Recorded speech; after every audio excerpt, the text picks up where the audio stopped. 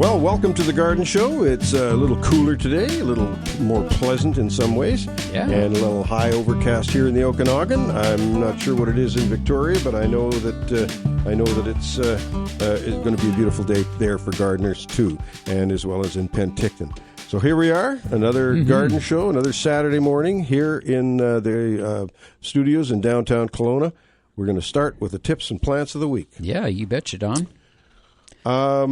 So, my tip of the week, to encourage new blossoms on roses, in particular the hybrid teas and grandifloras, you prune down to the first set of 5 good leaves, 5 complete leaves. If you prune down to that, that's going to stimulate the blossom faster than just clipping off the rose head.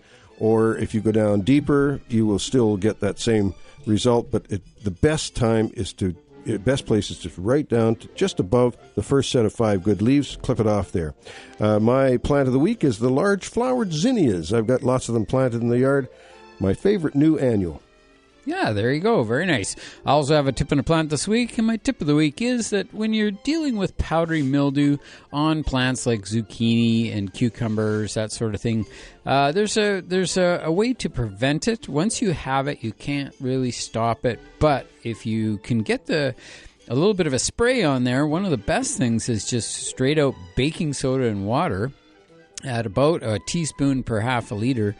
And you mix that in and just spray that over the plant. That protects the leaf from mildew and it'll prevent it from growing. It's not reversible once you get it, though, so spray it on the new leaves if you already have it. All right, now my plant of the week this week is the columnar blue spruce, which is one of my favorite plants when I want a conifer or evergreen specimen for the garden that doesn't take up too much room but yet makes a statement. Columnar blue spruce is one of those better plants. The other factor is that it's fairly drought tolerant as well, and also deer resistant. So out of all the evergreens and conifers that are out there, not very many of them are actually deer resistant, and this is one of them. So it's not a bad choice for the garden, and something that's easy to grow and just very adaptable for different situations. So there you go. The columnar blue spruce makes a very nice specimen. All right, that's my tips and plants for this week. Remember to check growercoach.com and Grower Coach on YouTube. There you go, Ken. And it was 18 degrees in my office. Well, not in my office, but outside in our backyard this morning. That sort of is your office in a way, yeah. Down, getting the temperatures dropping a little bit, which is nice, very pleasant. 26 in the greenhouse in the morning. It's 12 degrees in Victoria, 18 in Penticton. Highs of 28 in Kelowna and 21 in Victoria and 28 in Penticton are predicted today. So it's nice, milder weather, but nice summer weather. Good for gardening, definitely. And the plants are getting a little reprieve from that real heat. Yeah, exactly. Well, that it was just last weekend. I think it was 42 degrees in some areas, 40 in that range. So that's well over 100 degrees Fahrenheit. And that is not all that pleasant. And we've often mentioned, that plants can't chase the shade. They can't get out of it. They're just stuck with it. So newly planted plants, it takes a lot of extra care and attention by the owners. People who have planted them have to really watch those newly planted plants. But now, like you say, a little bit of mild weather here for at least a week, so we're happy about that. I've seen quite a few over driving around. I see quite a few people putting the little patio table umbrellas up to shade some of their plants. Yeah, well. Give them a little bit of reprieve from that hot sun. Oh yeah. Well, you can do. You don't have to do it, but it certainly is helpful, especially new plants.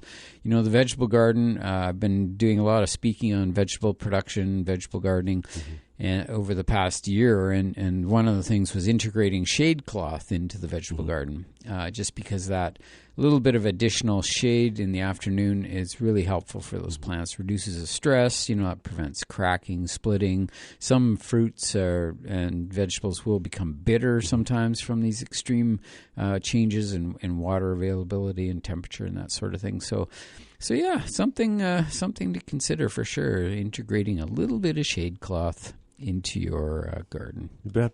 Ken, over the years, we've always been observers in our gardens. I know you have, whether it's working in the nursery, working in your nursery, or working in people's gardens, just driving around. We're observing things all the time. And one of the things I've been watching quite closely this year is this darn sunflower that I grew in the greenhouse. I grew a bunch of sunflowers in the greenhouse. It's a big flowered sunflower. And I grew them in the greenhouse and planted them out.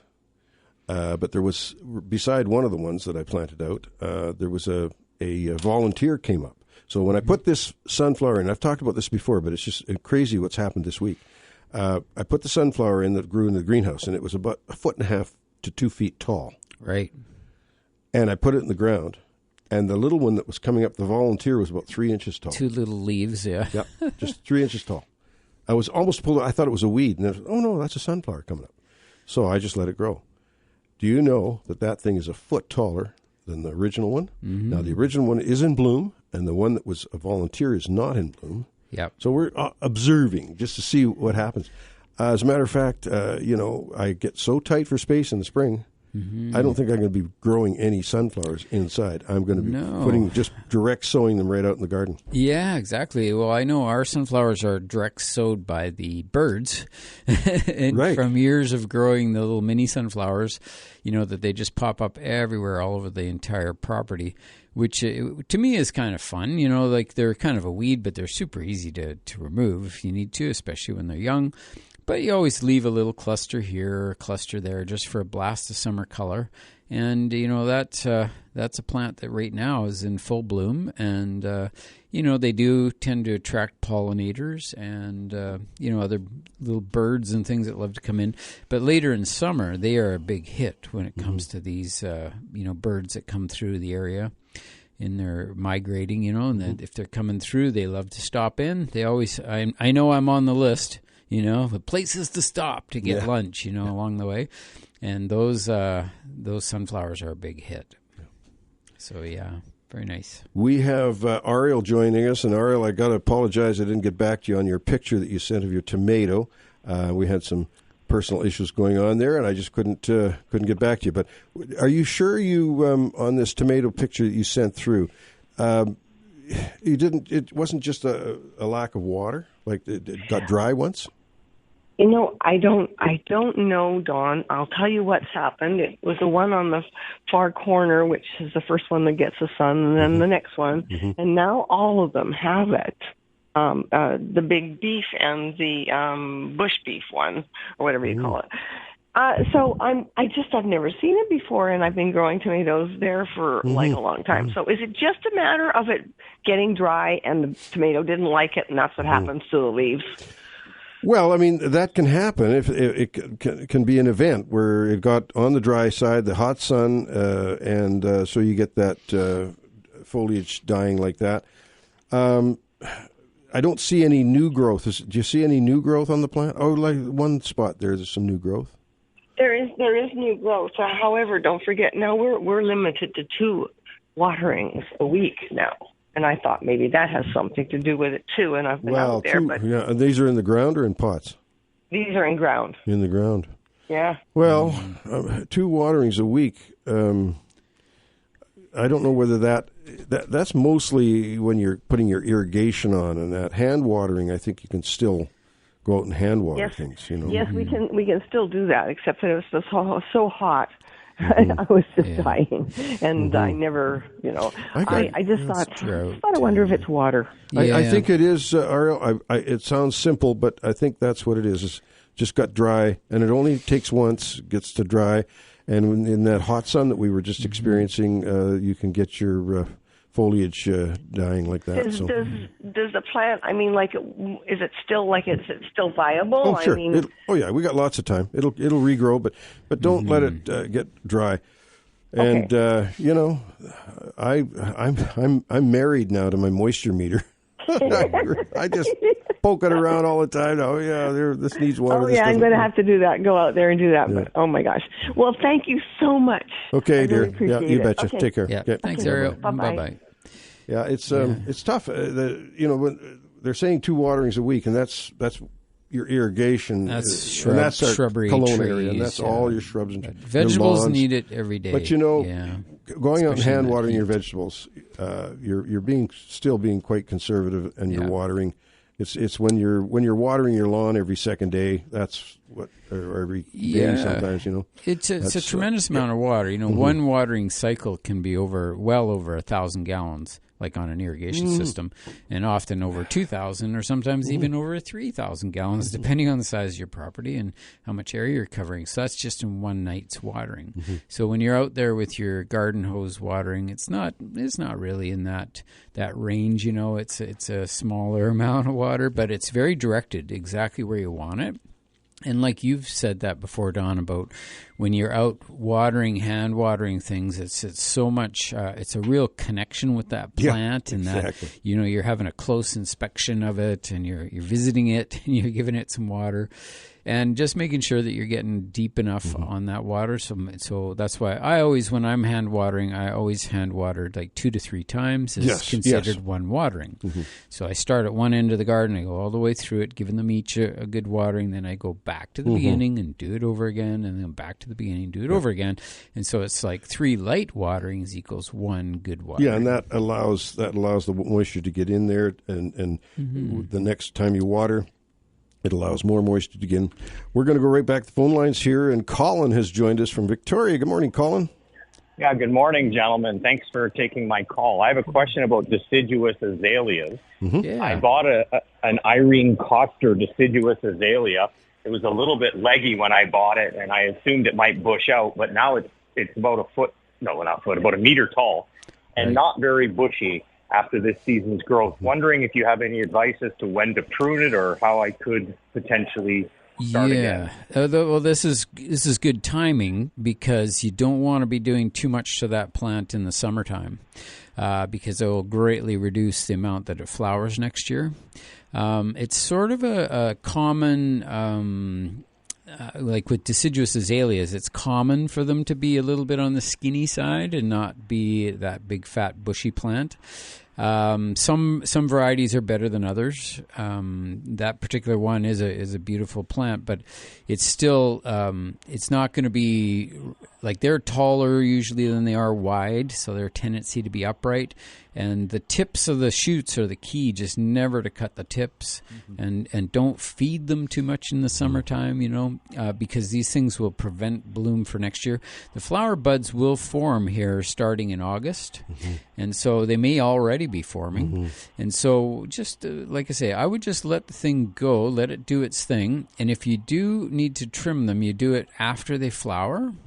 And that can encourage branching, and encourage them to get a little bit thicker and fuller.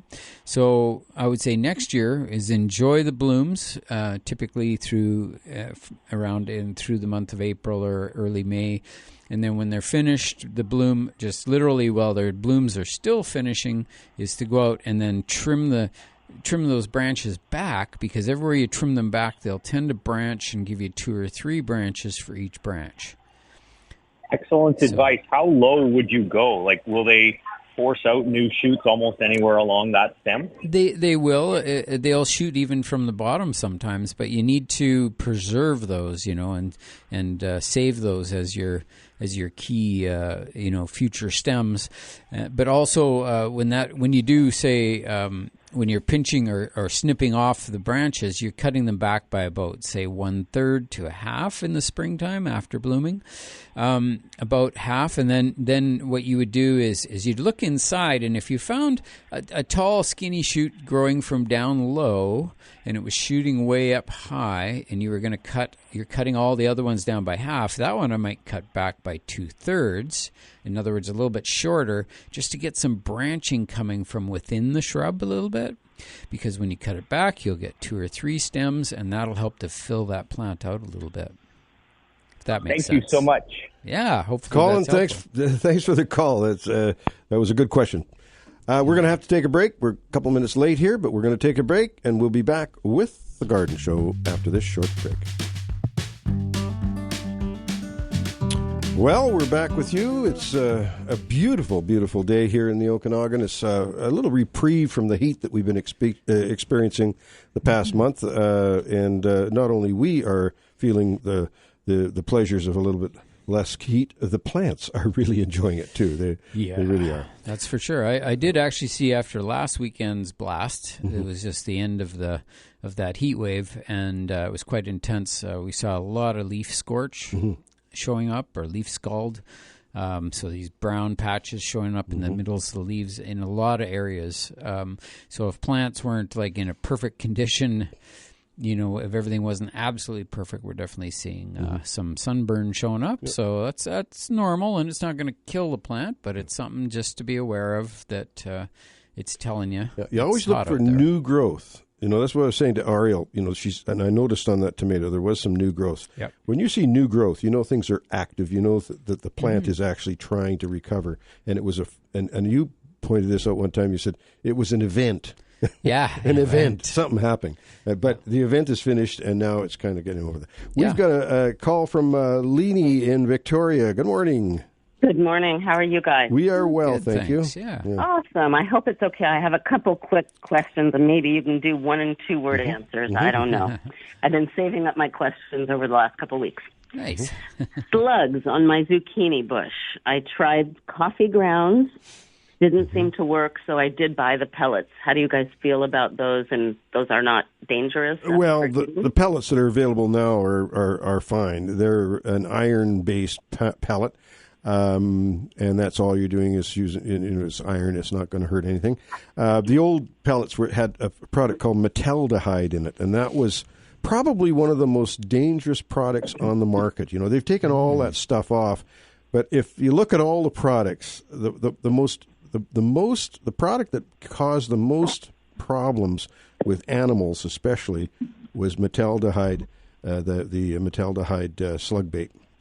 And that was off the market. It's been off the market. But the new one, the safer slug pellets, is the safest one? Yeah, safest. Although it says that you have to wear gloves. So I just kind of wonder if I'm being warned about how to use the product. Anything that any chemical or pesticide that you're using, whatever it is always wise to wear gloves. And it's not designed, to be on humans. It is concentrated, and definitely wear gloves. I just wondered it's just it's a safety thing, and I'm sure they're covering they're covering their butt is what they're doing, exactly. Just in case. Just in case, because really it's safe. In fact, it's safe enough that they are right on the shelf. You don't have to have a locked case or anything like that. I don't mean to contradict you, but I'm going to say this. At Canadian Tire, it wasn't a locked cabinet. Well, a lot of them do. A lot of them will do that. They put everything. Yeah, they put everything in a case. But, diatomaceous earth is in there. Yeah, and that's it's completely inert. And also the pyrethrum-based things too. So I mean, they're just trying to be safe. They're trying to keep us from getting into trouble. Okay, very good. Can I keep going? Is that okay? You betcha. Sure. Yeah. Okay. Bartlett Tree Service had given me a couple of baby sticks that are supposed to turn into a dogwood and a Japanese maple. And they've been doing pretty well, but I just heard you talk about sunburn around the edges. One of them, I don't know which is which yet, but one of them did have some burning around the edges, so we moved it to a better spot where it got a little bit more shade for a few hours of the day, and it seems to be flourishing. So I don't know at what point should I take it from the pot that I have it in and actually plant it into the ground. I would do that right away. There's no reason to wait. You pop it out of the pot, try and keep that soil fairly intact, and the root ball, and maybe tickle it a little bit just to get the roots so that they don't start wrapping around. But and it depends on how long it's been in the pot as to how you really manage that. And then the key thing is, and we were saying just before we were answering the phone here, the key thing is to look for new growth, some new shoots on that tree, on those trees. And if you see that, you know that whatever that browning or that marginal necrosis or burning on the leaves, that was an event, and it is now... It's in the past. It's in the past. Yeah, but just remember that anything that's grown in a container needs water every day. And if you miss a day, well, you can get crispy leaves. So it's just one of those things when you're in the heat of summer. And that's the thing where, people say, well, should I keep it in the pot or should I plant it? As soon as you put it in the ground is nice and cool, and it's more of a normal root environment. What scares me about overwatering it is that I don't want the water at the bottom. I don't want root rot happening, and it seems to be collecting at the bottom really quickly when I water it. Yeah, I think you better get it in the ground. It's a container issue possibly. But because in a pot, like especially a nursery pot, there shouldn't be very little chance of overwatering it because especially just a once-a-day cycle. It should just drain through and should be fine. Unless it's sitting in a saucer or something. Yeah. Well, that's okay. There's my problem. Yes, it is sitting in a saucer. Yeah, there you go. So, yeah. Yeah. Yeah. Okay. All and right. last thing, if I'm not seeing any blossoms of yellow flowers on a tomato plant that I purchased at a nursery, should I toss it? It's been close to 2 or 3 weeks now. Will it develop? Well, I think you've got time yet. It depends on the variety because some are later than others. You should be okay. They're usually about 60 days to fruition. So you sort of think about that. Some are slightly less and some are a little more. So depending on the variety. If you knew the name of it, you could look it up. And then you'd have a better idea whether you want to get rid of it or not. Because if it's, as soon as it has a flower on it, then it has to be pollinated. And then as soon as it's pollinated, then you start that count. Some tomatoes are 52 days, some are 60, depends on the weather. Some are 72 days. Okay. There's a lot of foliage, just no blossoms at all. No blossoms at all. Well, it's there's time, so I would wait. You probably have a late crop. Okay, dear. Thank you so much, you guys. Thanks for the call. We appreciate it very much. Okay. Yeah, thanks for calling. Bye-bye. And on that note, we've caught up to our time schedule here. We're going to have to take a short break. We're at the bottom of the hour, and we will be back with the Garden Show after this short break. Well, the other day, last Saturday actually, Ken came by my backyard where my greenhouse is. We did some videoing, and the fans and everything, the cooling fans were making some noise. So I said, I'll just shut them off. Cut the cooling fans off. And, promptly went in and did my thing in the office. And then I came back out, and then Donna and I were sitting. It was about half an hour after Ken had left the yard, maybe an hour. Maybe not even that. But anyway, Donna looked over and she said, well, how come the water's not happening in the cooling pads? Because it was one of those really scorching hot days, right, last Saturday. She said, why isn't the water flowing in that cooling pad? And I said, oh, my goodness.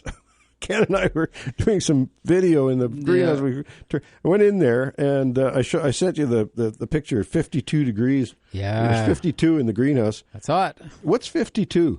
Hot. Yeah, I know, but I wonder what 52 is. Yeah, Ken's going to figure that one out. But and the cucumbers, they didn't like it, and so Ken said, "Well, just syringe them, get some water on them, and not just."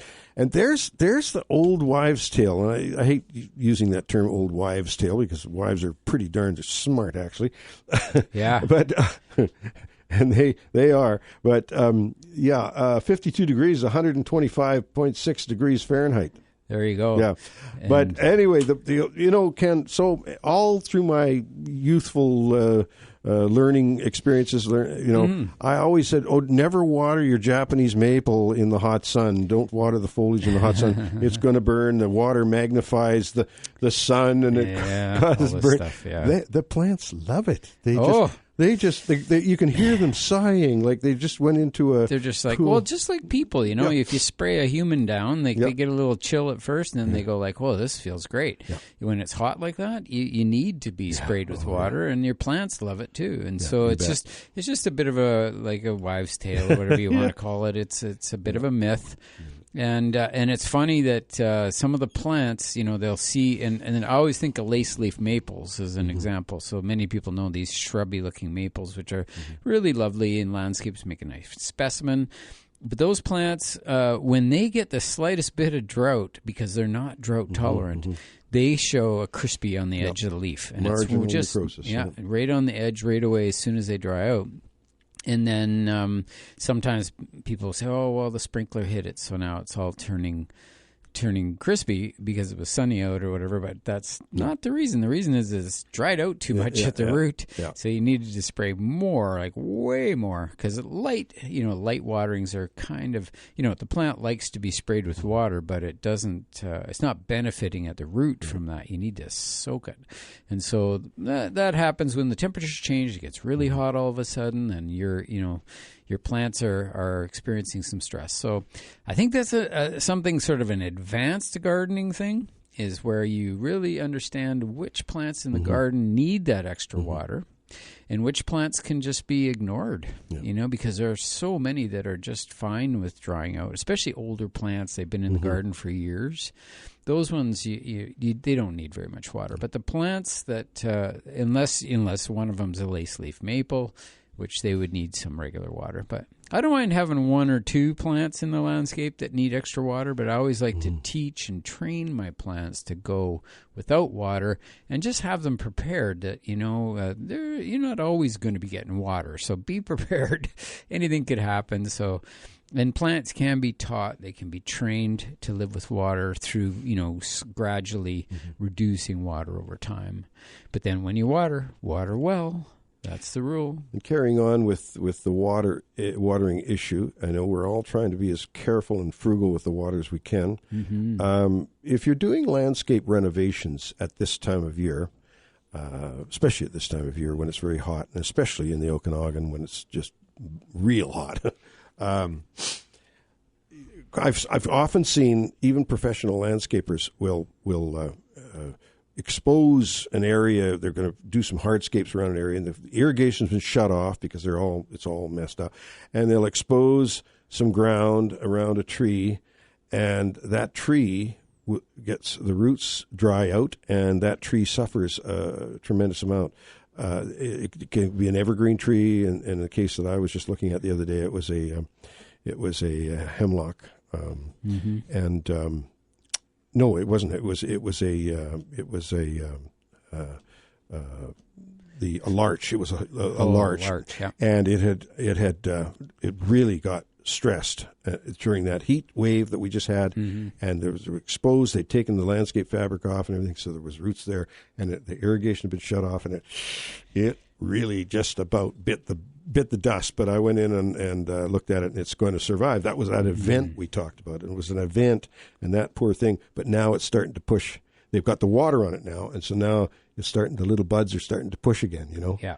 But boy, oh boy, it was close. It was very close, within spitting distance of losing that tree. So that made me think I should mention that to folks that are doing a little bit of renovation in their yards, and they've got the irrigation shut off. Don't forget to go out and hand water some of the plants that are still there. I mean, it's very, very important. And another tip on that is that if you do have new plantings and you do have drip lines or something set up, and even if it is, sometimes with new plantings, that has to be set to run daily if it's a new planting, at least here in the heat of the Okanagan you do. And even with that, you should still go out at least every second day and give them a hand watering. And that's just to ensure that the soil around that plant and the root ball itself that's in the ground, it gets evenly moistened so that it can accept water. Because once plants start drying out, they definitely get in that situation where the water starts repelling, the soil starts repelling water. It becomes hydrophobic, and it just does not want to take on that water, and so it repels it. Just like throwing water into a bowl of dry flour. Yeah. Like it's just not gonna stick. You got to force them together, and it's the same when you get very dry soils. So and just remember that when you have a pot of a nursery pot, that soil or that medium in that nursery pot is so much different than the soil that you're planting it into. And so you actually end up with a bit of a barrier there. So by watering all your existing soil outside, the water doesn't get into the plant. You either have to have drip right on the plant or you have to hand water them. Exactly. If you've got spray irrigation going on, don't rely on that with a brand new plant. Wait till they get their roots out so they can get that ambient moisture outside. Exactly. Yeah. And I would say that with landscaping, when we do drip lines and that sort of thing on new plantings, we sometimes have to take little cheater, we call them drip extensions. Mm-hmm. So we'll have a drip line that might run by on one side, and we'll add an extra drip tube to the other side of the plant just to make sure we've got sort of a triad. Mm-hmm. The ideal thing is if you have a tree or a plant or something, you have a minimum of 3 drip points all the way around that tree directly over top of the root ball. And what that'll do is that'll just ensure that the plant's going to get water, but even with that, still got to do hand watering. So, that's the way. I just like to shoot for 100%. I don't like to have a 75% or 80%. Like, that doesn't cut it. And with the cost of plants these days, if you're putting something in, you better take care of it. Well, in the second half of the show, I'm going to talk about budding. It's a type of grafting. Grafting is a general term where you're taking a piece of one plant and putting it into another plant and having it join up there. And bud grafting is different than what they call scion grafting, where in the spring you do the scion grafting, where you're taking a branch, a portion of a branch, and putting it onto the recipient plant. Whereas bud grafting, you're just taking a bud and putting it on, and you do this in August, and you put the bud onto the recipient plant, and that bud stays all winter and then pushes in the spring. Mm-hmm. And then you cut the top off and let the bud become the plant. Yeah. Rose bushes are done that way. Not all of them, but when they are grafted, they're done by bud grafting. Yep. The fruit trees are all done that way. Yeah, shade trees are all done. And shade trees, they'll have the root stock. Like for instance, with maples, they'll have Japanese. Once in a while, you'll see a Japanese maple that is a mounding cut-leaf Japanese maple, and up through the center of it is a green Japanese maple. So of like some sort. a red Japanese maple, like lace leaf with a big green shoot coming out. Well, that's coming out out from the root. That's the root stock. Yeah. And there's often several reasons for that to happen, but snipping it when off. It does, you got to snip it off. Yeah, you got to snip it off. Yeah. That's one way that a plant can get a little bit roguish. Another way, of course, is a reversion. Like in this case of the Alberta spruce, where you see this ordinary Norway spruce growing up, and that wasn't coming from the graft below. It was just reverting to, it thought back and said, I want to be back where I was before they discovered this Alberta spruce on me. Yeah, exactly. So it was a reversion, because a lot of these things that you see, these new varieties and whatnot, are sports. They like, for instance, the Drummondii maple. One day, a nursery man or woman would go out there and they'd say, all these green Norway maples, and here's this beautiful two-tone one coming out of the thing. That's called a sport. It's sporting. Mm-hmm. And then if you take a bud from that and put it on another green maple, and it comes up. Yeah. And so you keep doing that till it comes true most of the time. But you often see Drummondii maples with a branch of green in there, and that's a reversion. Yeah, reverting back. Yeah. And when you do see that, if you're watching it, a sharp gardener, when especially when the tree is young, is to make sure we're completely removing those branches that revert to the green, because the reason we have it is for the variegated foliage. And so, it's one of those things you just you have to look for. I occasionally do see a great big Drummondii maple, huge thing with this big green branch sticking out of the side of it. And I thought, that should have been cut out when it was young. But, better late than never, I say. You can still go in there and remove those. It can leave a little bit of a dent for the first year or two, but, trees are pretty fast at filling in, so. Or you can just leave it and be a conversation piece. Yeah, something to talk about. That branch will always grow faster than the original, because the dark green has so much more chlorophyll in it that it's just faster growing. That's right. So it'll take over the tree, I think, eventually. Yeah. But it's interesting. It's fascinating. Yeah. We're going to take a short break now. We invite your calls, 250-862-2525, or if you're calling toll-free number is 1-888-780-4273. We will be back with The Garden Show after this short break. We're back with you on a beautiful Saturday morning. It's a little cooler. This got a reprieve from that heat, but I guess the heat's going to come back for a bit here. Yeah. And we're going to have more of it, so just be prepared, folks. Went out and yesterday and had a nice visit with our friend Louis in Peachland. He's one of our friends and been listening to the garden show, he says, since 1983. Wow. Holy mackerel. And I know day one. he's a real character. And we went out and saw his bees. And guess who we have on the line? We got Louis right on here going to talk to us today. Good morning, Louis. Good morning, you guys. Good morning. I am really disappointed and unhappy. Oh. Uh-oh. My tomatoes on strike. No flower. No tomato. Nothing. Ooh. Just green, nice green, big, tall, and what have you. But no flower. Well, you know, it depends on the varieties. I've got pretty much flowers on all of mine. I have about 15 varieties. Yeah, sure. It's a different, probably Monsanto variety, Could be, yeah. But, Because I saved some seeds from last year. A friend gave me that tomato was bigger than my fist. There you go. So that was a huge one. And I saved the seeds. I made plants. I even sent some to my sister, and she's tickled pink. She said, "I never see that large tomato in my life." But of course, she got a little greenhouse there, you know, and I have a big greenhouse. The whole. Yep. Well, Louis, it's too bad I didn't have a look at them when I was out there. You see, you should have picked my brains. Yeah, I should have, but you know, we are busy when we are busy. Yeah, that's right. We were kind of busy having a safety meeting. That was right. Yeah, safety meeting. We have to be safe, you know. You can walk around and fell on your nose like I've done a couple of times already. But no, I did not drink. Believe me, going shopping and bingo on a entrance there. Ooh. Oh, bad. In the garden too. Oh. Well, you got to be careful, buddy. Yeah, my legs are not synchron, you know.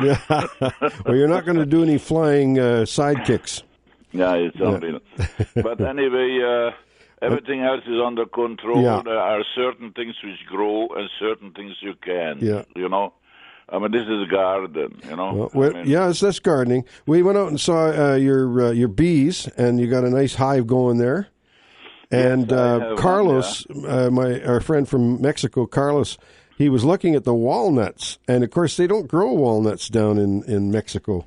And we have a few on it, just a few. I know. And already the terrorists are here, the squirrels. Oh, the squirrels have the terrorists. But I forgive him, you know. Oh, that's right. They're cute, whatever. Well, if Rose is up on that balcony, she could shoot him with the slingshot. Oh yeah, in the olden days I used to put that little lead in the left ear, you know. Well, we won't talk about that. This garden show is very calm and gentle. Okay. Yeah, I don't shoot anymore. I'm too soft-hearted. You just feed them. I go to that big store in Kelowna and I buy walnuts already peeled and tastes same like mine. So That's over, right. game That's over. So let them live. Well, we're looking forward to seeing you again, Louis. That was a fun visit. Okay. Yeah, great that you guys enjoyed it. Too bad you couldn't stay longer because then Sven came and then we had that but I promised we're going to have a barbecue, you know. Yeah, well, that's happened. You know? You didn't remember me talking to you because I said we're going to come out and have that barbecue in August. Anyway, we'll be in touch. Yeah. Okay, buddy. I wish you a nice weekend. Okay? You too. You as well. Okay, Take care. Bye-bye. Okay, bye-bye now. Bye-bye. Yeah. Very cool. Good friend. Nice to get out there and see the garden. He's got all kinds of things on the go. Oh, you know, he does. He's got a system where he does sand casting with bronze, with brass and bronze. Cool. It's just amazing. He's a very talented man, very artistic, and lots of fun. And I love his accent, Hungarian accent. We learned all about Hungary last night. Nice. All about the history and where Hungary is right in the center of Europe. Quite interesting. Okay, well, grafting and budding. We're going to talk about that a little bit more in length after the 9 o'clock break. However, we can maybe just get started a little bit on it. I mean, as I said before, that grafting is the general term where you're taking something and putting it into another recipient plant. And there are a number of things, what can be grafted. You have to remember a few things. And first of all, it has to be the same genus. Right. But it also has to be the same species in many cases. And this is why this tree that is often sold in the nursery is called a fruit salad tree. Yeah. Fine for the first 2 or 3 years, and then you start getting rejection because you get a Prunus persica, which is a peach, and you've got something like a Prunus domestica, which is a European plum, and the two will work for a while, and then they will just finally just reject. One of them will take off. Yeah. The one which is most closely related will just be happy as a camper, take off, grow like crazy, and be the dominant part of the tree. But it's what is used in all of nurseries for eons now in producing trees and shrubs. And the root stock is chosen for its strength. Ease of seeding, ease of growth. And it hopefully, and in some cases it's not, hopefully it has an adversity for suckering. We have the pseudo acacia robinia plants, and a lot of those are on a rootstock that will sucker. You'll have suckering. Yeah, now, most of them will. I don't know what that's all about, why they would choose that, but maybe that's unavoidable. Maybe they can't find a rootstock that that won't. Yeah, that won't sucker. Another tree that I often use as an example is a hawthorn tree, so Crataegus group.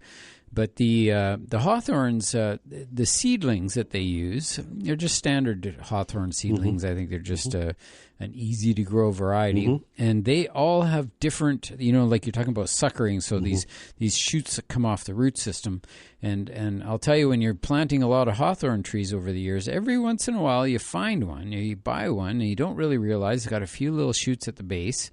So you clean those up, get it planted and everything, and then you come back a year or two later, and that thing is just pushing this big mass of suckers like a lilac would sucker, just coming up off the roots everywhere.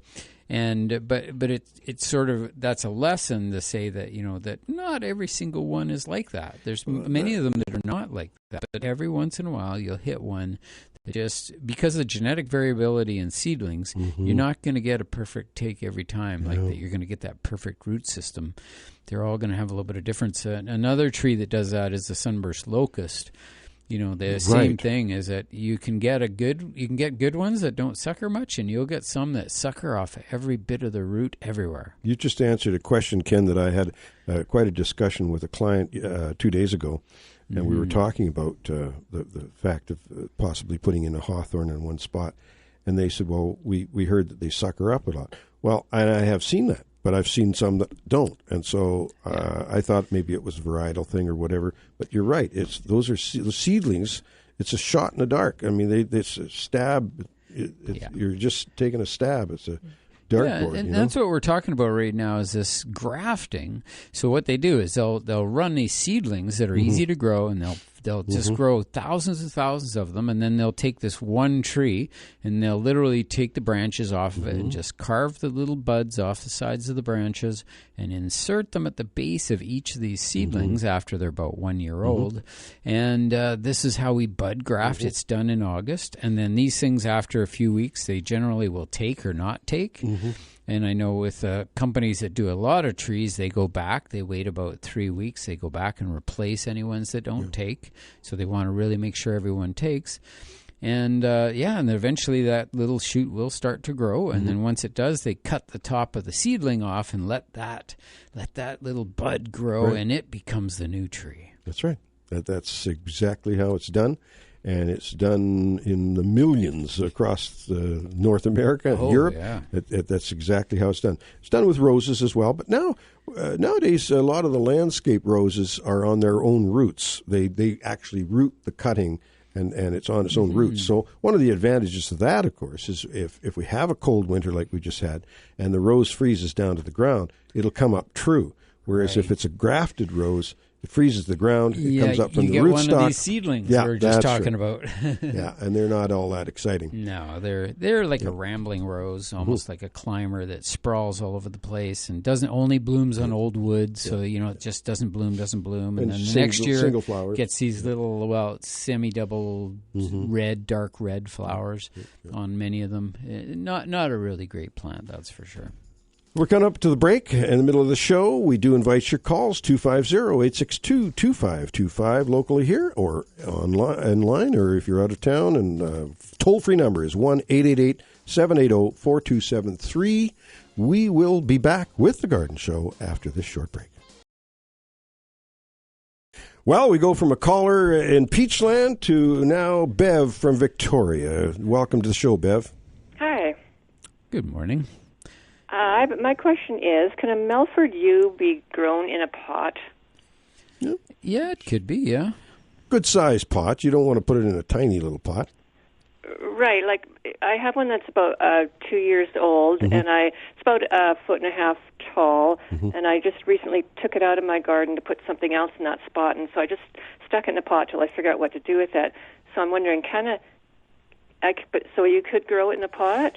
Yeah. How big in relationship to the plant should it be? Well, because it is more like a shrub rather than, say, an annual or a tomato plant or something, you'll want to start it in a pot that it can live in for at least 2 years. So that would mean, I'm not sure how big the root ball is right now, but you need to be able to comfortably fit the root ball in, plus have 4 inches all the way around that pot. Oh, okay. To make sure it's got room to expand and grow into it. Okay. But because you said it's about 1.5 feet tall, so it's not really big. No. So I would be looking at something in that maybe 20-inch diameter, maybe up to 24-inch diameter.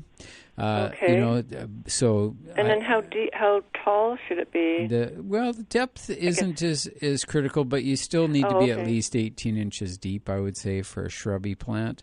Okay. And then just remember that when it's growing in the pot, you need to use potting soil. So that means a little bit of the soil that came out of the garden is fine, but don't fill the pot with soil from the garden. You have to use real quality potting soil in the pot, and that's just because it holds way more moisture and oxygen. It has all the key important, the drainage. Everything is key that those things line up when you're growing in pots, or else the thing will just dry up too much between waterings. And then just plan on watering every day through the heat of summer.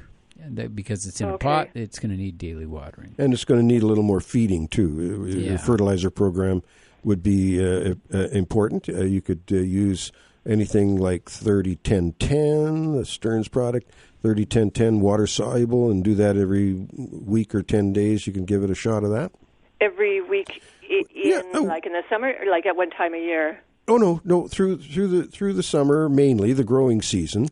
Okay. Once you get into fall, it's not necessary. But you start in late March, and every week or week to 10 days, give it a drink of that. And the other times you're using just straight water. Okay, and I think I've read that it could be grown in sun or shade. Is sun better, or does it matter how much sun it gets? I think in Victoria, a sunny spot would be better. Because it's interesting because in Victoria and down the coast, because you don't get the temperatures that we get in the Okanagan and the direct intense sun. Certain things will grow quite nicely in full sun there, where they would burn up here. We'd need to put them in the shade. So, but in the case of a yew, it'd be fine in full sun there. They're adaptable for sure. Yeah. Okay, great. Thanks a lot. You're very welcome. Yeah, thanks for calling. Okay, bye. Bye now. Bye. Yeah, it is. And yews are very adaptable. You know, they are deer food, unfortunately. The deer love to eat them, but they are such a pretty plant. And, you know, that Medford type is very, very beautiful, sort of slender growing variety.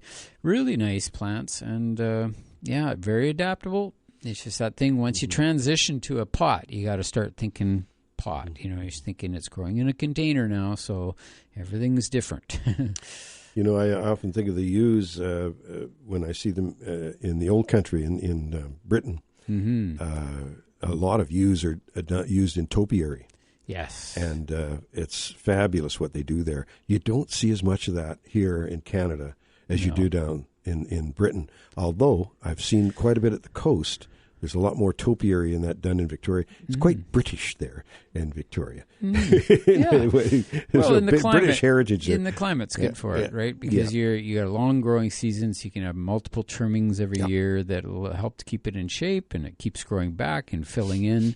Whereas when you have a short season area like let's say like a Calgary climate or even a Kelowna climate, those same plants may grow in those areas, but the growing season is so short that if you trimmed it too much, it wouldn't grow back fast enough to look like what you want it to look like. So it's easier with longer growing seasons to do these topiary. You know, if you want a Mickey Mouse in the front yard with his top hat, you know, all made of a boxwood or a yew, you can have it. But lots of fun. Yeah. Anyway, look at Ken.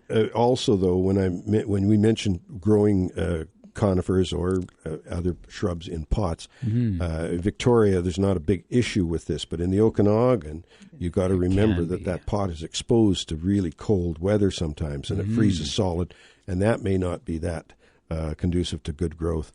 So in Kelowna, in the Okanagan, Penticton in the Okanagan, you got to remember that growing something in a container, you might have to protect that container sometimes in the winter if it's susceptible to that. Yeah. We've got Pam joining us from Kelowna. Pam, good morning. Good morning. Good morning. Good morning. I'm sure we are all among the population of the city that is relieved for these temperatures. We're back to summer that we can really dive into and enjoy, and our plants aren't screaming. I have a specific question, or I have a specific topic. I'm growing dahlias for the first time this year, so I'm a real newbie. I took them from tubers to planting to sprouting. Now I think I've got some buds on that are showing there. They haven't bloomed yet. And I'm just wondering if I ought to have, and maybe it's in hindsight, learn for next year, ought to have pruned them or trimmed out something along the way. So I'm just open to a dahlia primer, and maybe sort of mid-season, late information, but I'll write it down and do better next year. But it's hard to generalize because the various varieties do various things. Some of them are quite late. Some of them don't bloom till late in the season. Yeah, August is more daily or dahlia month when they start to bloom. Yeah, so patience again. Does the foliage look good? The specimens look amazing. They're shiny and glossy. Nothing's eating them. They are growing well. They're supposed to be. They say that the plant height can achieve 4 feet, and I would say it's no more than 18 inches right now. So I don't know if I'm going to get to that 4 foot, and maybe that's not even the right information, or maybe it will get someplace. But no, the plants look juicy. They look good. If they're looking healthy and solid, then I think they're going to give you a good surprise coming up. And you're going to be phoning the garden show saying, my goodness, the plants, my dahlias are just really flourishing. Exploding with color. I bet you that's the conversation we'll have in a month. It could be. Well, just one more thing to say that's quite... the reason I'm also smiling about to see what they're going to be is I bought 3 bags of tubers at CD Sunday from a vendor there. And 2 of them were very carefully marked with the name and color and a photograph of what they're supposed to be. So I thought, great, I kind of think I know what I'm getting, if that's true. The third one was literally labeled, take a chance on me. Mystery tuber. So I guess in the realm of collecting and sorting, got a little misplaced and couldn't quite say what it was. Well, my mystery tuber has been the most vigorous of the 3. It's the biggest. It's got the most buds on it. So I'm kind of excited to see who are you? Like, what are you doing? That's going to be fun. That's a lot of part of the joy of gardening. But you'll have to call it ABBA. Well, that's what they actually had a tongue-in-cheek thing on there saying, take a chance on me with musical notes and ABBA written after that. Yeah. And so I started humming that song, and I thought, well, I can't not buy it now. Of course. Now that I'm singing a song, I got a song attached to this speaker. I got to go take it home. Now you got a song worm in my head. I'm going to think about that song all day. I'm not even going to sing it. I'm not touching it. Awesome. Yeah. Thank you. That's Pam, great, Pam. Always enjoy hearing you and having you come on the show. Take care. All righty. Have a great day. Thanks for calling. Bye-bye. Bye-bye. Yeah, it is. Gardening is really all about anticipation. And right from the day you plant the seed or, do a cutting or plant a plant and you're not sure, what color it is, or in a case of tree peonies, which I think are the ultimate because they bloom for a very short time, but those massive, beautiful tree peony blooms are so worth the wait.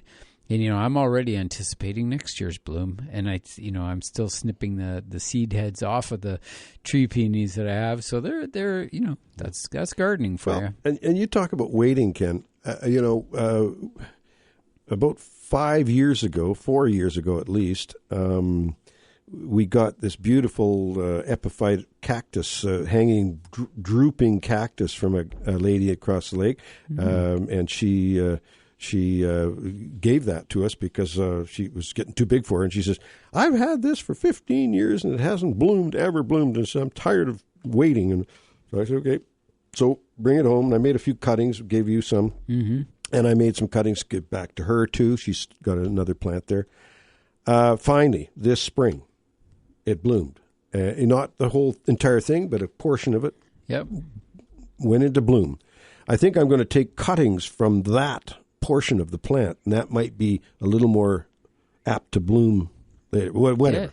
Orchid cactuses are a bit of a mystery half the time, what they're going to bloom on, if they bloom. Sometimes they miss a year or 2 years, and then next thing you know, they bloom like crazy. We waited. The wonderful lady that gave it to us waited for 15 years. We waited for 5 years, and now it's blooming. So there you go. And the cuttings you gave me are blooming too. Today, they should be open today, but they were just in bud the last few days. So pretty cool. Very pretty, yeah.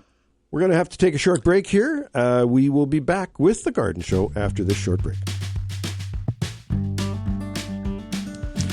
We are back with you on a beautiful Saturday morning. I don't think it's clouds. There might be a little bit of smoke in the air. But we've been pretty lucky so far. Touch wood, Ken. Not a lot of visibility's good. There have been some very, very big issues with fires this year, but the Okanagan has come out a little bit unscathed. However, last year it was August when things flared up. And, we're not out of the woods by a long ways, but if everybody does their part and extra diligence and doing everything we can to help to prevent that. I want to stress, people have to be very careful with all sorts of things that cause fires, but also, and we'll get right to the phone calls here because we've got some callers here and we want to get to them, but the other day, I had to carry my green bin, or a green thing, out to the green bin, and I had bare feet. And I was in the backyard on my lawn and whatnot. It's very cool. Yeah. And I started walking down the sidewalk, and it was pretty hot. Yeah. And I started to run to get through. And I got to the point where I was in no man's land. I had to run. I couldn't go backwards because it was I had to get to a cool spot in the front. And I thought myself, puppy dogs, walking puppy dogs. Yeah. Always be aware in that heat, especially here in the Okanagan, you can fry an egg on the darn pavement. Oh, yeah. So those dogs, I just want to let people know, because I burnt the bottom of my feet. My bottom of my feet got a slight burn. They were sore for a couple of days. Yeah, the heat has been pretty extreme. I said, last weekend especially.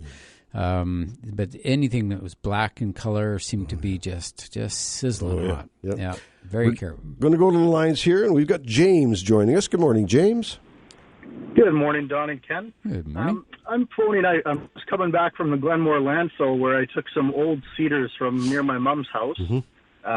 We're a little bit worried. You're talking about the heat. We're a little bit worried about fire risk.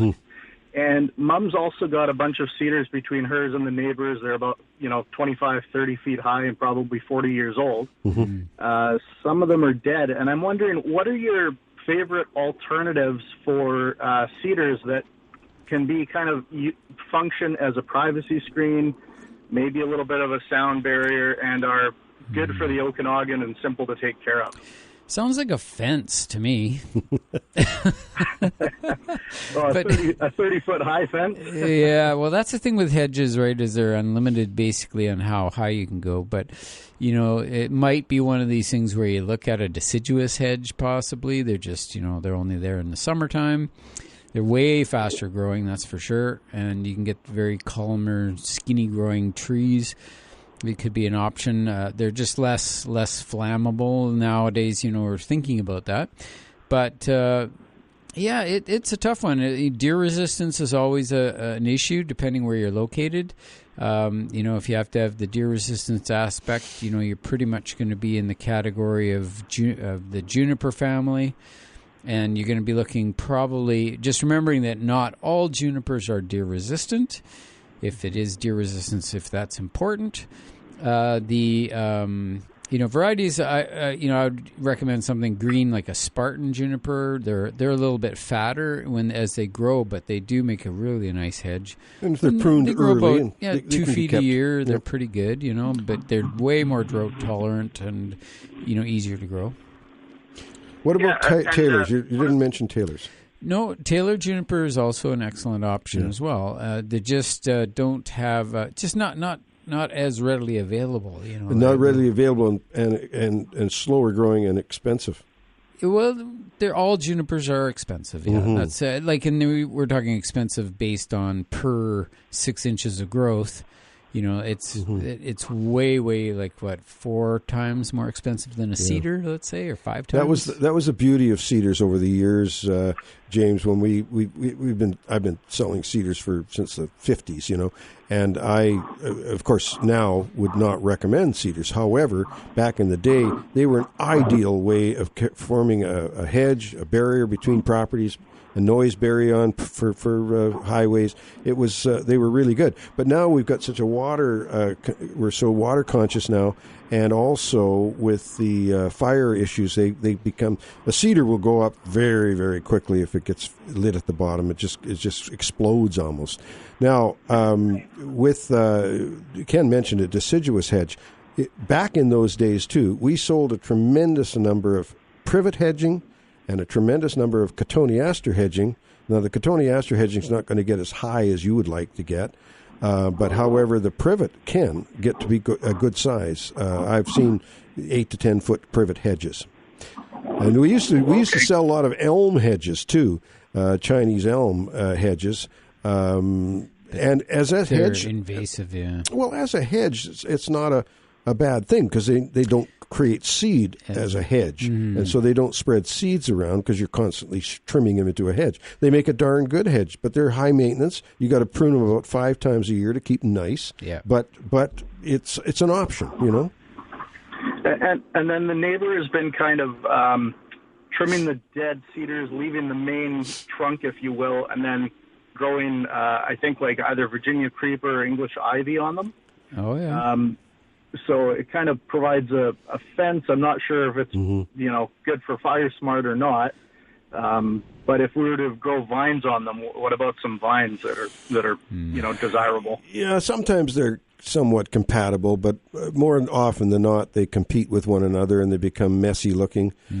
Ken mentioned fence at the beginning. You can have a 6-foot fence with an extension at the top of a lattice work of some sort, and that would be conducive to having something climbing on it.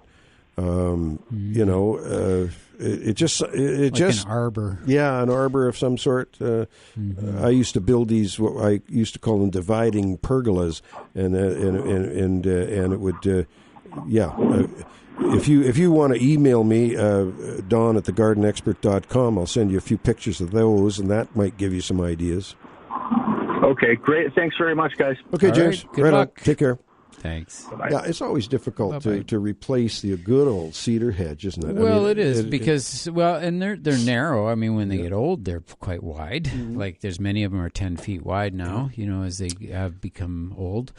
And, we trim hedges from time to time, KHS landscape professionals. We will often be out having to do hedges. And when they get bigger, we just can't do them anymore because they're just so wide at the top. You need to come from both sides and reach way over just to get to the middle. Mm-hmm. And that's because they splay outwards, as time goes on and they get to be big.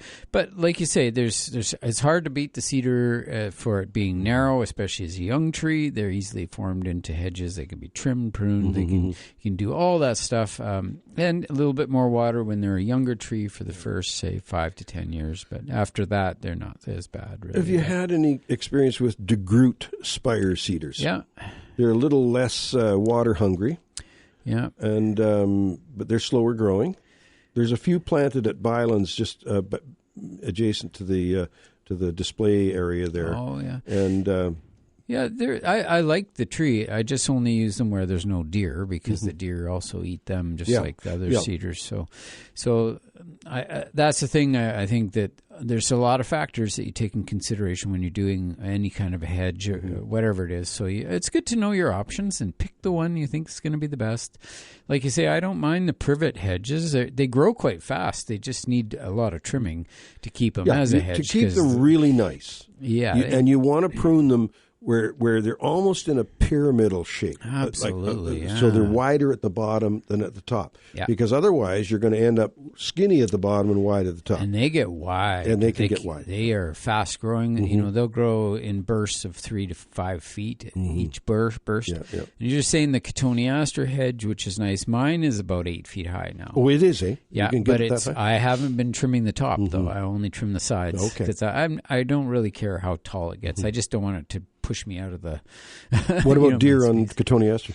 Well, I haven't had any deer action on them at all. Interesting.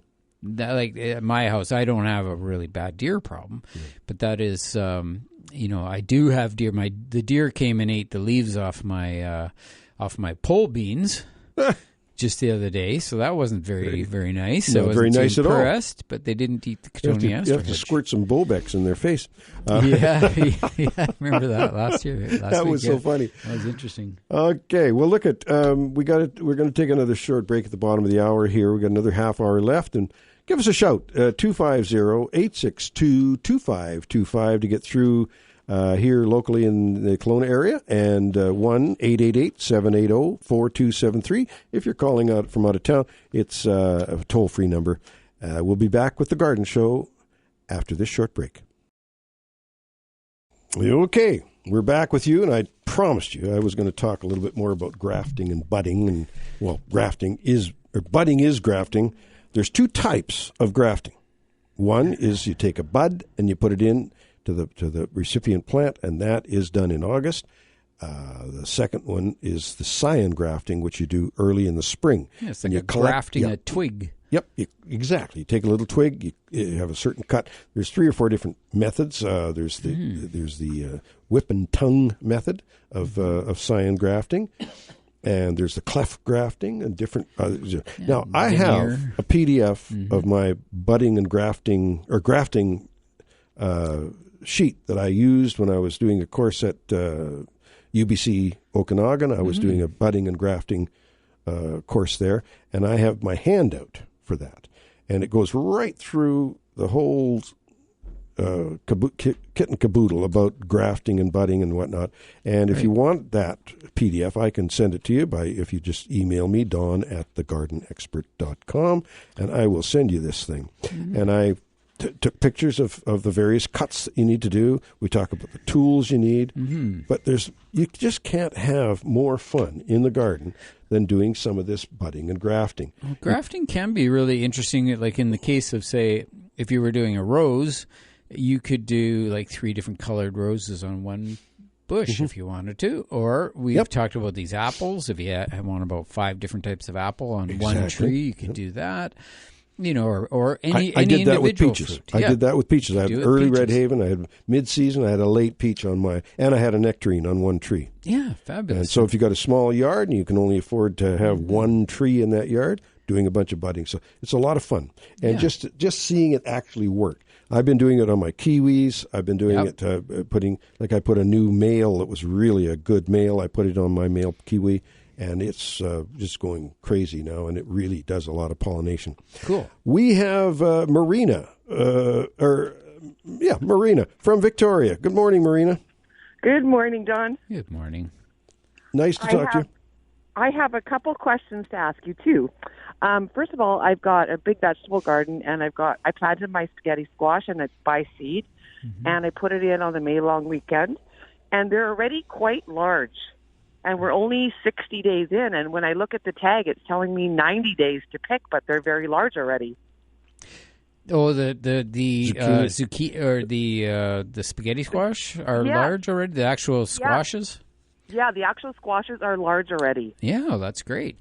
So should I pick them or leave them? Well, when they start to reach a certain size, you don't want them to get sort of woody or dried out inside. So right? Yeah, So I've heard this trick. You're supposed to knock, and if they sound hollow, and pick them. Is this a real thing? Yeah, well, it's telling you that the seeds are starting to separate, on the inside. You know how they get that little space in there, and they're starting to mature. So, you don't really want to go too far. So, I would say you could harvest a few, and you'll probably have a bunch more coming on. Yeah, there's tons coming on, but I was just shocked how big they were in 60 days. I'm like, wow, that's pretty big. It is, they got a mind of their own. Yeah, well, it sounds like it. Yeah. You've got the right conditions and the right plant, and everything's fallen into place. Yeah, so this is the first time I planted 13 seeds, and all 13 came up. Wow. I was like, whoa, okay. 13 plants. Holy. Yeah, 13 plants. It's quite a bit. You're going to have a store opening up. I've got lots of friends. They're all coming over to craft. Awesome. Second question is, I was gifted a ballerina purple datura. I want to know, I don't know anything about it. I've tried to find some research. All I can find out is it's very poisonous. Apparently. This is datura? Datura, yeah. Mm-hmm. I've never had a purple one. I'm used to the orange trumpet vine, sort of along the same family, I believe. But is it same growing conditions? Can I put it in a pot? Right. Well, there's two. The Bergmansias and the daturas are very similar in many ways. The flower form and everything is similar. You can put them in a pot. The datura has a poisonous seed. It can be harmful, but just make sure that the seed isn't accessible by people. Okay, so when I take the flower off, don't compost it either then? Oh, no, that part, once it's composted, there should be no issues there. Okay. It's just the seed itself, and it's actually something that can poison. It's often used by some folks that are trying to, get kind of, use it for a hallucinogen kind of thing. Oh, okay. And unfortunately, it's not very good. It's any of that stuff should not be, but it's just not. The side effect of it is death too. So, yeah, the death part is not. I would just say probably a good idea to avoid such a thing. But to have them, they do bloom like crazy in the garden, and the seeds, they can actually self-seed around a little bit too. So depending where you live, they can be a little bit invasive. They don't like to be super soggy wet. They would rather be just slightly dry between waterings, and but very, very pretty plant, that's for sure. As Ken was saying, stunning looking. Yeah, the flower's beautiful. Yeah. Ken was saying, now I'm not sure about the purple one, but we had the white one, the what they call the angel trumpet, or the moonflower. Moonflower, yeah. And I'm telling you, we had that 1 year, and when I dug it up in the fall, because it's an annual, I dug it up in the fall, the seeds got spread around. The seeds were coming up for 5 years in numbers, okay? They had a seed bank in there from that one plant, and they kept coming up for 5 years. We were pulling them out. And this year, and this is about 15 years later, Donna pulled a datura seed out of the bed there. Seedling. Wow. After all those years, it just sat there dormant. And it's the same thing's happening with our little Ipomea vine that we had. and we've got seedlings coming up all over the place from this ipomea. So a person has to be a little bit aware of that. Okay. And can I just need a reminder again, what is the time of year in Victoria that we plant our garlic? It's the same thing here. Same as everywhere. We plant that Thanksgiving. Yeah. Okay. Yeah. I just want to make sure I got it right on my calendar because I wasn't sure if it's for everybody or Victoria was different. No, okay. Victoria would be the same. Mm-hmm. Okay, yeah, I did it last year. I followed what you guys did, and my garlic was fantastic. Fabulous. Great. Great. Thank you Marina, so much. we appreciate your call this morning. Thank you. Okay, Yeah. bye-bye. Bye-bye Thanks now. for listening. Bye-bye. Mm-hmm. And Bob from Kelowna is on the line right now. Good morning, Bob. Good morning, guys. First-time caller. Oh, thank you. Hey, Bob. Thanks. We have a different thing happening. We bought petunias this year, and they were a pink petunia, and we got a bunch of them. Mm-hmm. And we started fertilizing them, and they're turning white. Like are they sort of a silvery white? Would you say? No, they're pure white. Pure white. Is it the fertilizer that's turning them? No, there's something else going on. And so you actually saw them with the original color. What color was it? You said purple? A very hot pink. Hot pink. Okay, and then after that they So when you planted them, you had some hot pink flowers for a while? I'm sorry, say that again? You did experience hot pink flowers there for a while. Oh, yes, for a good month. We didn't start watering for about a month, and now we started watering about 2 weeks ago, or fertilizing. Mm-hmm. Fertilizing, yeah. And now they're all turning white. Okay, and are they still some pink ones and some white ones? Yeah, there's a few pink ones, but one pot is just about all white. Yeah, so it's a good chance that what's happened is that they've been cross-seeded. And this is something that happens quite often in greenhouses, and it can happen at home too, but where seeds accidentally spill into each other's containers. This is the most common way this occurs. And then so what's actually happening is the varieties in white is a more aggressive, faster growing color than other colors, so it tends to take over a bit. But that could be one of the things. And I remember Don told me stories about his cat that used to live in the greenhouse, and the cat would walk across the top of the flats, and the seeds would stick to the bottoms of his feet. And as he walked, he was sort of mixing all the plants together, transferring seeds from one to another. Common. Yeah. It's surprising how often that happens. So we do see sometimes that we think we buy a plant when there's actually 3 plants in that little pot, so it had 3 seeds. And then all 3 seeds grew, and one of them blooms, and there 2 of them are the right color, one of them's the wrong color.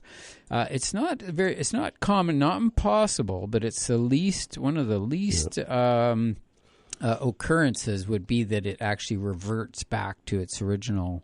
There might be color. that too, yeah. It could do that. What you want to do here, Bob, is literally go into the plant, your petunia, and trace down. You got a white one, trace down the stem and see if it actually goes into the ground as that, or it's actually hooked on to a pink. If it's hooked on to a pink portion of the plant, then it's hard to know what is going on there. There might be a reversion, as Ken was saying. We talked about reversions before. Mm-hmm. But more than likely, you're going to find that white one. You trace it down. You have to finger yourself through, and go right down to and it probably will be growing as a separate plant in that container. Interesting. Try it. Have a look at that. Yeah, it's quite beautiful, actually. Well, sure. Mm-hmm. That's good. Yeah. Okay, thanks, guys. You betcha. Thanks for the call. Thanks for the question. That was good, yeah. And we have a couple of minutes here for Sharon in West Kelowna. Good morning, Sharon. Good morning. Good morning. I have a question here about my lawn. I thought originally it was crabgrass that was in it, and so we had it sprayed in the spring. Now we had someone look at it, and they say it's quackgrass. So does it come straight up? Does it grow straight up, or is it flat? Well, it's got long stems with seeds on the end, and then it splays out.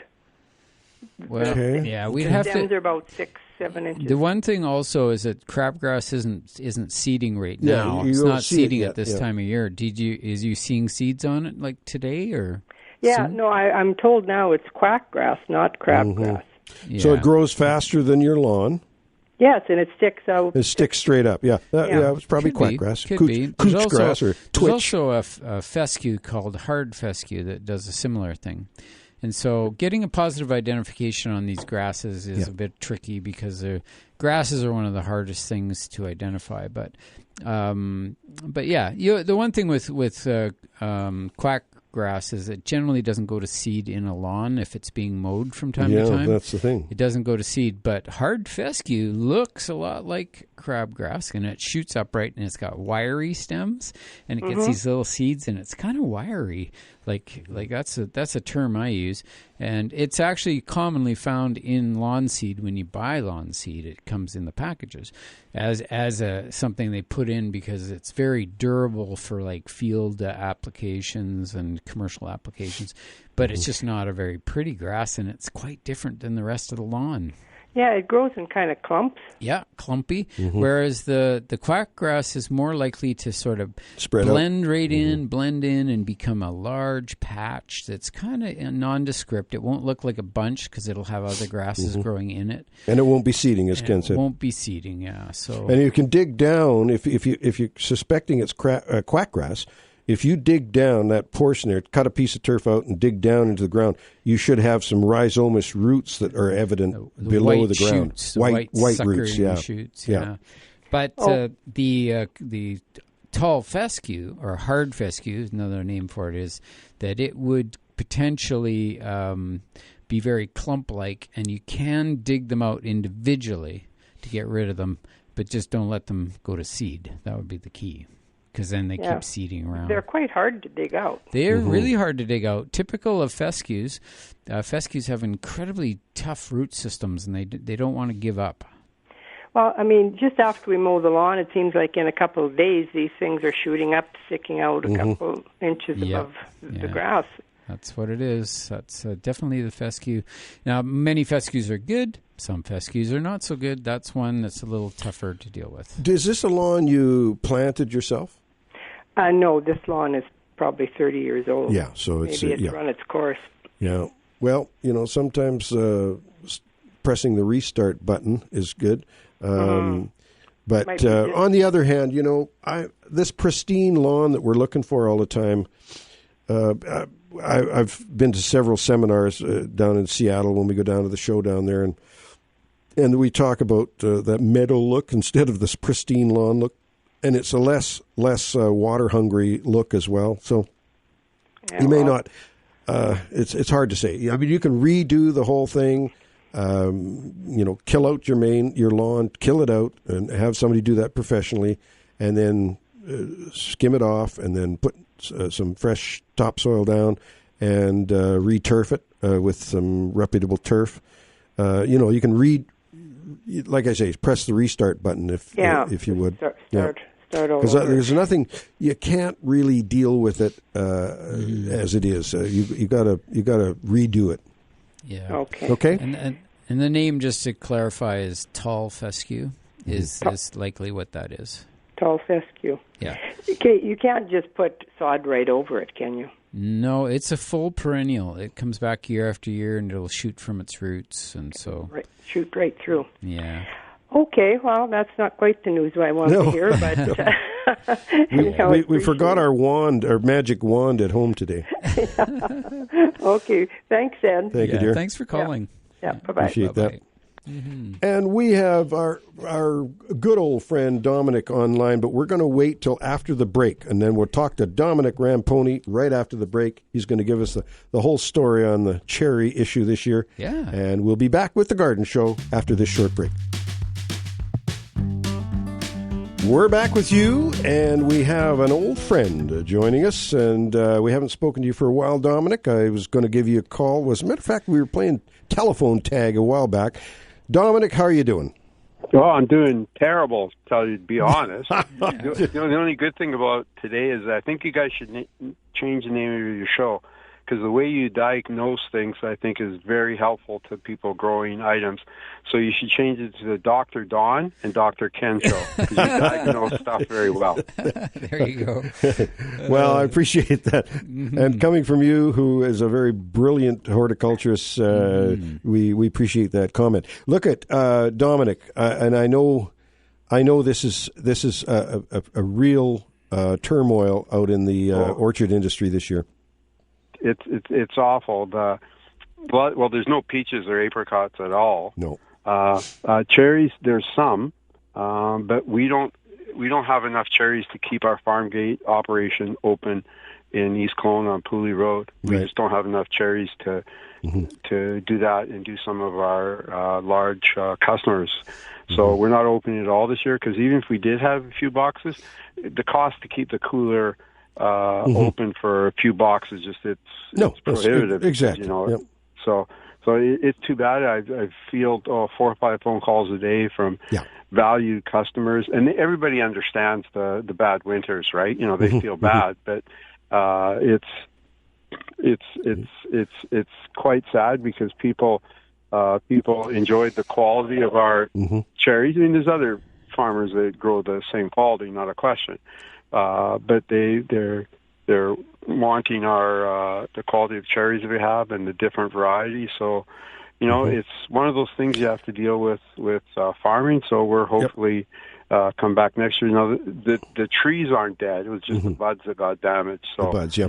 But Dominic, this is going to be a year that old timers like us, and as young people become old timers, they're going to look back at this year like my dad and your dad looked back at the year 4950 in the orchards. 4950 was devastating too, but it was a different situation. This was such an anomaly where we were so warm right through the winter, and the trees thought, okay, we're through now. We've had enough time to go to sleep. Let's start waking up. Started to wake up a little bit, and then bingo, 30 below. That's what hit it. Exactly. And when you look at, one reason why they developed the late season cherries was because it missed the rain, obviously, in July. But also the buds became later, the blossoms became a little later with these late season cherries. So it seemed to miss all the all the bad weather. But last year the crop was down quite a bit too, but certainly not like this year. So it's so bad. It's quite sad. But the one thing about farmers or agricultural people is they seem to weather the bad weather. Like even some farmers on the prairies, they'll come in, a hailstorm will come in, they'll be sitting on the porch, and George will say to Martha, "Oh, we got to replant tomorrow." No tears, no depression. You just deal with it. Nature of the business. Totally. So, Dominic, I was out at Grower Supply a couple of times buying some things, and a couple of orchardists were there chatting away, and I overheard them. One orchard was talking about his pear crop is down, pears. I haven't talked to the Casorso or Day family to ask them that question. Or actually, I was talking the other day, but I forgot to ask them that question. I couldn't comment on that for sure. Well, like you say, the trees are in relatively good shape. It's not going to be a situation where it's going to be an ongoing problem. Hopefully we'll have some better weather. I mean, we all talk about climate change and what's going on out there. Hopefully this is not something that's going to be the anomaly every year that we have.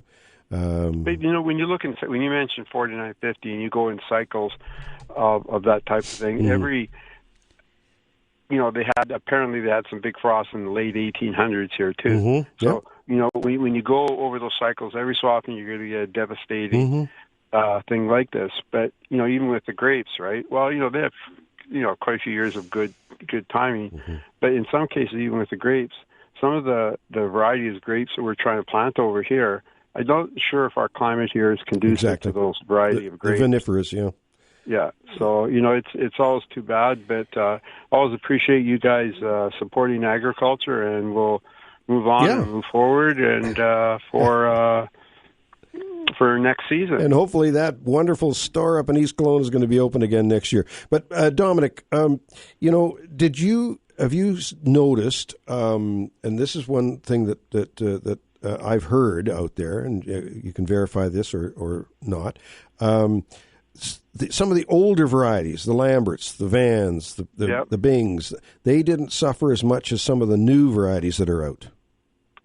We grow so few of those older varieties that I never got an update on that. So I really don't know. It was hit and miss. Like there's some guys that pick some cherries. Yep.